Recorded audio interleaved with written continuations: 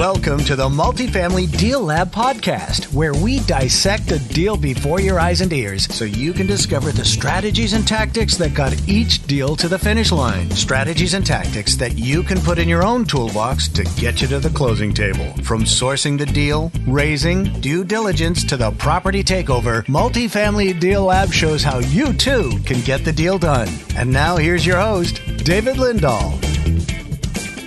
Everybody, welcome to Multifamily Deal Lab. I'm your host, Dave Lindahl. And I'm with Corey Peterson. He's going to tell you who he is and where he's from. Corey, where are you from? Dave, I'm from Arizona, the hot state of Arizona right now. All right. Did you always come from Arizona? Where'd you grow up? And then I grew up in a small town, Dave. No one would know where it's at, but it's in Missouri. It's by Branson. And I grew up in the country. I grew up on a 180-acre farm. And I was not voted most likely to succeed in my high school days. Were you voted most likely to party? Yeah. And, let's say I was good at copying. And my teachers never really liked that too much. Yeah. I find in my professional life it's the best skill trait that I have. Yeah, the copy successful people, absolutely.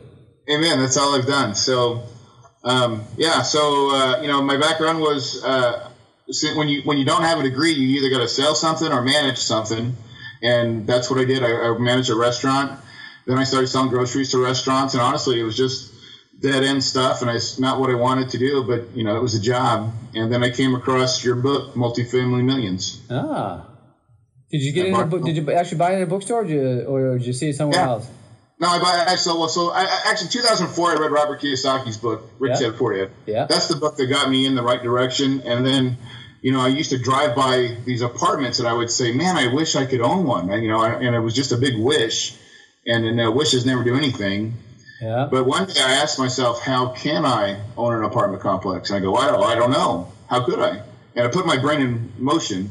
And basically what I did is I went to Barnes & Noble and I bought like 7 books on multifamilies. And yours was, unfortunately, the last one I read, but it was the best one I read. Actually, I immediately connected to you. And, you're funny how you do your books, but this is great. You left a lot of cookie crumbles there to what to do next. Yeah, absolutely. And so, I bought an online course. And then I actually got into your coaching program. And it was amazing. You guys really held my hand. I was, at that point, I started doing a lot of fix and flips in my life. This was like 2008 when the market crashed. I quit my job and went real estate full time. Oh. I started doing a lot of fix and flips. Got into your program. And it was great. It was, I was having a lot of success doing it. And then I came to the point where my market was changing in Arizona. Uh-huh. And so I knew that I was going to have to start making some more steps to the multifamily side because I don't think I could sustain the fix and flip process. Right? And so along the way, I got a fourplex with your coaching and your team. And it kind of got my nerves around the project and what I was supposed to do. All right, so let's talk about that first deal. So it was you started with the fourplex. How did you find that deal? What fears did you have going into it? On the fourplex, I wasn't so fearful because I still felt like it was single families in a way. It was just 3 more of them. So I was fairly comfortable with that one, but just the whole financing process, I did raise private money to do that deal. So that was a new component for me. Okay, so the fourplex, how much did it cost you? $120,000. And how much did you finance the whole thing through private money? No, I financed pretty much 90% of it, and I used the other 10% of my own money. Okay, so where'd you get that 90%? From just a personal investor. And somebody? I met my Rotary Club. Okay, good. So Rotary Club's a great source of finding private money. Yeah. And I showed him the deal, showed him what I wanted to do, and kind of showed him the numbers, what I was going to give him as a rate of return. And he liked it. And he only asked that I put 10% of my own money in it. And so it was a good deal. And we did it. We operated for a while, probably only 6 months, because I was still into fixing and flipping. Yeah. But I had to lease it up, get it filled up. We had a lot of repairs on it. And we made a lot of profit on it. So you held it for 6 months and you flipped it out? Mm-hmm. All right. So what was the biggest surprise with the multifamily that you didn't expect when you were either on the process of doing the deal or after you'd bought the deal? How hard it was the whole tenant process, I want to say. Finding good tenants, the tenant screening. Oh, so you did your own property management? Yeah. I think that's why I sold it in 6 months. Yeah, absolutely. because one of the things I always train is don't be your own property manager. But a lot of people, and I know a lot of people are going to start off, and I did the same thing. I did it for 3 years, almost killed me. But I know a lot of people are going to do some of it themselves. So that's why we always train, on not only how to be a good asset manager, but to know how to property manage. So if your asset manager is doing it right. But I really train that because I know some people are going to do it themselves until they realize it really sucks. Yeah. Well, and it's funny because Dave, I took your, after that experience, I took your boot camp for property management. Management. Yeah. So and because what type of insights did you get from that? I took down a lot of notes. I realized that I knew nothing about property management. I thought I knew something, but I didn't know anything. And the one thing I've always just given you a lot of credit for, and I think this is where you've made a profound impact on my life, is a real true mentor has been there, done that, and really you have done all aspects of the business. That's true. So you've put that in pretty easy steps to follow. So it's manageable to understand and comprehend. And so by reading your materials, going to your boot camps, hearing a couple different ways, even if your audios that you send, you really step on it. So it helps. It just helped me get a broader knowledge of what I was supposed to do. And then I realized I'm not supposed to be managing my own stuff. Yeah. That's what I got out of it, is I need to, find projects or enough projects that I could have a professional management do it, because I don't want to get calls for toilets and stuff like that. Yeah, that sucks. So you're very nice. What you're saying about, been there, done that. That's I think the basis of our education is the fact that we have been there, done that. All of my coaches have been there, done that, and we all continue to do it. And so when we are teaching, we're teaching straight from experience. So it's, there's a lot of times I'll be up there teaching and I'll be talking about something in particular, and my mind will go right back to a particular property doing a particular thing. And then all of a sudden it's like and when you do this, watch out for this, because this is probably going to happen. And I think that's some of the most valuable information is not the fluff, success. It's the, holy crap, this happened to me, don't let it happen to you type of stuff. That's where that's the money. To me, I think that's what you get with what you've created, is with RE Mentor. It is the real deal. You watch you speak. You see it when you turn it on, let me tell you about this story. This is good. Oh, yeah. And it's really all the stuff that can go wrong. And I think that's what a mentor, in my mind, what a real mentor does is helps you limit your mistakes. So I still make mistakes. Yeah. But I haven't made one that's put me out of the game. Well, that's the whole idea. Yeah, it's you're going to make mistakes. I tell people that all the time. You're going to make mistakes. But if we can make those mistakes small mistakes instead of game-changing mistakes, then we've done our job. Because I still make mistakes out there. So let's talk about your next deal. So what did you do after that? So after that deal, then I really made up my mind that I wanted to do something bigger, and I felt like I could raise the money. I had some success with it, and so I wanted to see what I could do. So we actually did a 144 unit deal in South Carolina, and I did it almost 2 years ago. And that property is amazingly profitable. That one made me a millionaire. So that one made you a millionaire? Yes. That's pretty sweet. One large deal. We bought it for $3.2 million. I raised $1.1 million on in private equity, and we made we didn't have enough. We didn't do enough raise to get a big acquisition fee, but we did make some acquisition, like $40,000-$50,000. It was still enough to get paid, but we did the deal and closed. Just for the people that don't understand what an acquisition fee, that's the money that your investors give you. The people that gave you the money to do the deal, that's the money they give you for doing the deal. So they actually pay you anywhere from 3 to 5% of the purchase price just for putting the deal together, and that's the $30,000 to $50,000 that you got for there. That's pretty sweet. And that was, that was sweet, right? But fast forward, so when we bought that deal, it was a repositioning. We bought it at 68% occupancy. Oh. Our gross monthly income was around $60,000, 58, 60. We are at 97% today. We're pre-leased at 99%. And we just collected, I think, $99,000 this month and collected this for the month. So from $60,000 a month to $90,000 is on a monthly basis is huge. Do you know what your break-even occupancy is on that particular property? I think it's like 71. Wow, so that's good. It's a pretty good cash flow thing. We bought it at $22,000 a door, Dave. Yeah. And we've done, we had luckily our management company helped us with our roofs. We had a storm come through, and we got brand new replacement roofs. We've done about $350,000 worth of CapEx improvements into the property, and we're getting almost $100 more in rent now per door. Nice.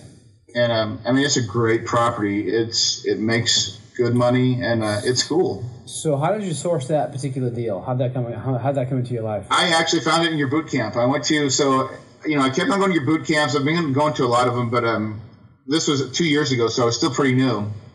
I realized that you got to keep going to the boot camps. You're going to find people and things that you don't know, and we all meet together and you find solutions. So a guy had a deal, and I actually stood up in the room and said, hey, we had some private money kind of ready. And so we said, we got money, we're looking for deals. And a slew of deals came to me that day. And one was really good that we looked at and we liked it. And so we said, let's work on this one to see if it's worth it. And it was. Oh, that's awesome. And then where did you get the money? That was, what'd you say, 1.3 or $1.4 million raise? 1.1. We did that through, doing my fix and flips. We were raising money doing the fix and flips here in the Phoenix. Yep. And so I had a pretty good network of private investors, of just retired people, people that I met, just really kind of the things that you teach is just going out and talking about your story. Here's what we do. And we were doing it for single families, kind of like your chunker strategy, right? And then we just transitioned and say, hey, instead of doing single families and having to do a transaction every 90 days, because they never stopped giving me their money, we just said, let's transit into an apartment complex and keep it for a while and give you the same great returns. And so they said, yeah, that sounds good. Sweet. So you basically took a grassroots effort, went to the different networking spots and told people what you were doing. Yeah, and that helped me get a large piece of the deal. Even though the partners had brought us the deal, because we were in a position where we had most of the money, we were able to get a good position in the deal. Sweet. As far as the ownership of the management company. So what have you been doing since then? We bought another 70-unit deal last September in Tucson, south of Phoenix. Bought that for $3 million or so, close to $3 million. 1.4 raise on that one. So again, that one I partnered with one of your partners, a coaching student, I think, that you have at your group, and another person that I knew from an outside source. We put that deal together. That's doing well. And then just last month, we closed on a 120 or 117 unit deal in Atlanta. Oh, nice. So how'd you source a deal in Atlanta? It's in Decatur, Georgia. It's really cool deal. It's like 98% occupied. But they've just not raised rents in a long time, so there's good upside in that. And we're doing a military. We have a lot of VASH veterans that are staying there, and they just don't come with much baggage. And as far as tenants, Section 8 is not a bad thing, but it's a really good process, and it's a really good streamlined property. So we're excited about it, and that was a $1.1 million raise. That's pretty good. So you're rolling. I have 331 units, man. What are you doing? If you're doing one deal, about deal a year now, and the first deal made you $1 million, what are you doing with all your free time? I'm a full-time dad. Yeah. I love what I do. I still work. I mean, I still do, find deals and stuff like that. But honestly, I'm active in my kid's life. I love my life. I mean, I don't have anything that's pressing today that I'm doing. I'm just doing my webinar with you. And, this is it, huh? This is the highlight of your day? Well, pretty much, but I mean, from where I started, Dave, and to where I'm at now, it's just the coolest thing. My brother had some financial problems the other day, and I stroked him a check,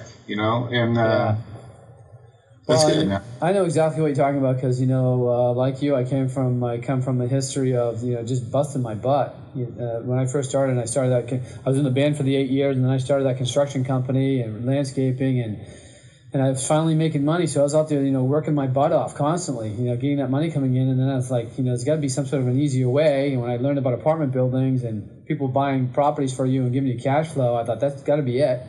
And started doing that. And I remember somebody, my house, I'm on 2.5 acres right now, and I had a cookout the other day, and one of my friends turned to me and says, damn, it must take you a long time to mow this lawn, right? I was like, takes like 5 minutes. And he goes, what do you mean takes like 5 minutes? What do you get, some sort of like, futuristic technology? I go, no, I just write a check. I just write a check and the lawn gets mowed. It's amazing. I write a check for someone to do our laundry. Yeah, absolutely. I guess somebody doing my laundry right now as we speak, actually. I just left my house. But yeah, I mean, you go through the process, you do what you have to do to be successful. It does take some time. There's work involved. But there was a lot of work in the beginning, Dave. I mean, it was a lot. I worked a lot harder in the beginning than I do now. But now I love the sport. Like, what do I do forever? I mean, this is it. I love it. I love trying to find a deal. I love sourcing the money. I love going to your events. I love the networking piece of it. I can consistently do this for a long time because it's just fun. Yeah. There's once you understand how to do it and how the process works, and it becomes like a cookie cutter. But I think the best thing is when you get to the level that you're at, and you did it in just 3 deals. You really did it in your first deal, but really every deal after that makes you more and more comfortable. Yeah. But you get to wake up in the morning and decide what you're going to do that day.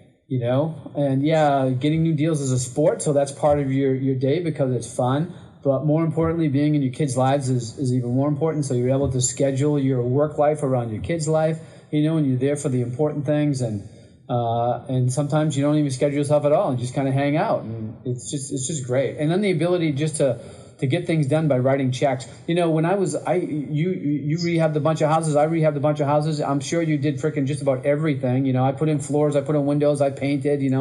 I sucked at all too, Dave. Yeah, what'd you say?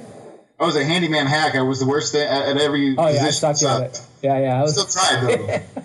Yeah, but so now it's like it's just writing checks. Like I don't do anything. I still enjoy landscaping, so I'll landscape around my house. I have a garden and all that. But other than that, I don't do anything anymore. I just write checks. I get this guy. He's a great handyman for me. I need something done. Just call him Dave. His name's Dave. Hey Dave, pop over the house and.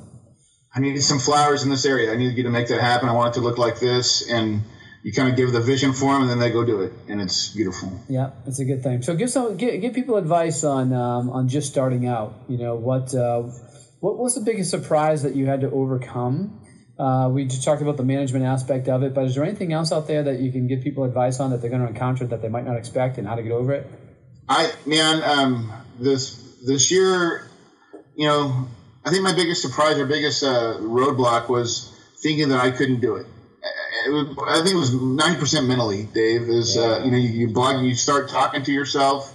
You start getting nervous. You let fear come in, and so you don't even get locked up and you can't make the first step.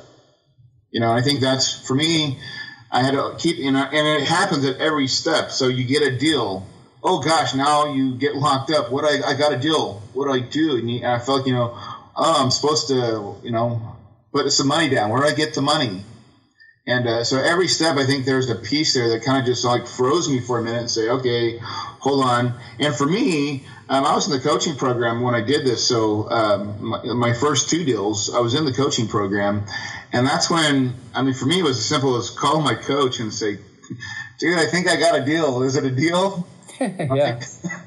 Help me underwrite this. Yeah, you got a deal. So that gave me confidence. And the confidence, I think that your team helped me, give to me while I was in a newbie, helped me overcome my fear and, what's next. And he kind of gave me the vision, too, of, okay, here's what's going to be coming up, right? You need to get your lenders going. You need to get, now that you got to do it, you got to be able to make sure you can finance it. And it was those little things. So at every spot, even the money raise, gosh, the money raise was so, that it was over, it's stressful, but it always is. Every deal I've done, it's the same thing on my shoulders. Yeah. But you just say, I'm going to make it. You plan for it. Like you said, you oversubscribe the crap out of it because people will drop like flies. Yeah, on the money raise. Yeah, absolutely. I think the best thing about that coaching program is the fact that we have recorded every session that I've either done the training or one of my coaches has done the training over the last 5.5 years, and we've broken the deal down into 46 parts, and you can go to any one of those parts on the deal, and if you get frozen, like you said, we've got 5 to 15 modules on that particular section of the deal, and you can just listen to them all. By the time you're done, you're like a master. Dude, I can only tell you, when you say, like, what did I really do, I've listened. I've read every book you've ever written. I've listened to every CD you've put out. I am a true student. I went to town on your stuff. I did, and I read it like it was the Bible. Like this thing was going to set me free, and that's how I took it. And I took my business when I decided that I was going to do it. That's what I did. I just said I'm going to do it no matter what. I'm going to learn from this guy's. Dave, you're proven successful. Why wouldn't I? And I had to get myself, kind of pull myself out of my brain. Sometimes you're like, oh, well, I can do it. I can do it. Why don't I do it this way? If you start thinking like you know more, and you really don't, and so I had to back up and say, gosh, he says don't do it this way. There's a process. And so I made myself commit to do it this way. Absolutely. And it worked. So now it's worked so many times, I don't even question it. I'm like, it's the same process over and over again, Dave. Yep. And, I don't know if you know, you changed my life. I always say this. I always want to give you the credit for it because this is the true part of what you've done for me and my family.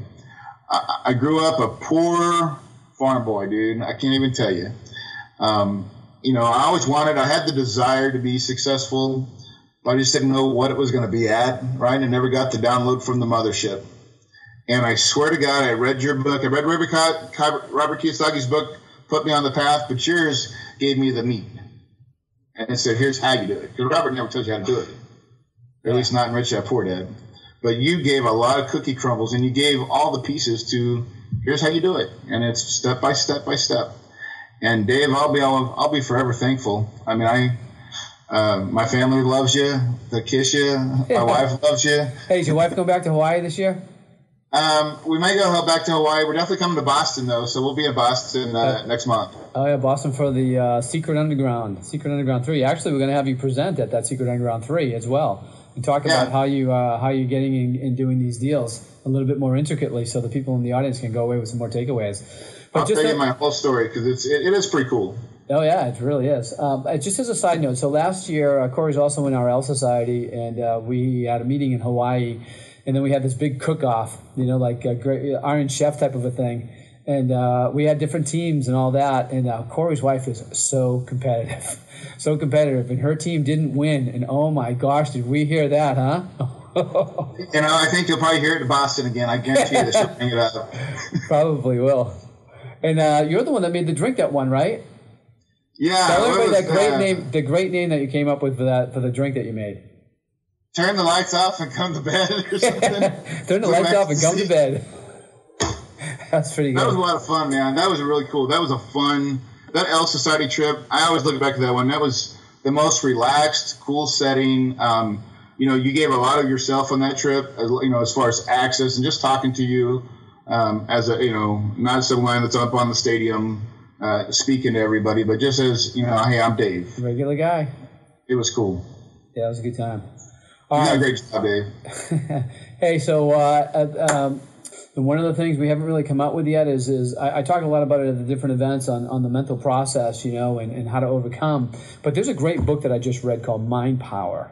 You can get it on Amazon.com. Somebody referred it to me, and I read through it, and I got a bunch of different notes, and every day now I look at a certain section of my notes for that mind power, and it really gives me the edge. It's like every day, because I got a bad back, every day I got to wake up and I got to do my stretching from my back so I have a good day with that, so I can keep being a triathlete. And then the second thing I make sure I do is I make sure I read a certain section of my notes on this mind power thing, and it's just good stuff. So go to Amazon, get that book, Mind Power, and you'll get good things from that. But this has been another edition of How They Did That, and this is how Corey Peterson did that.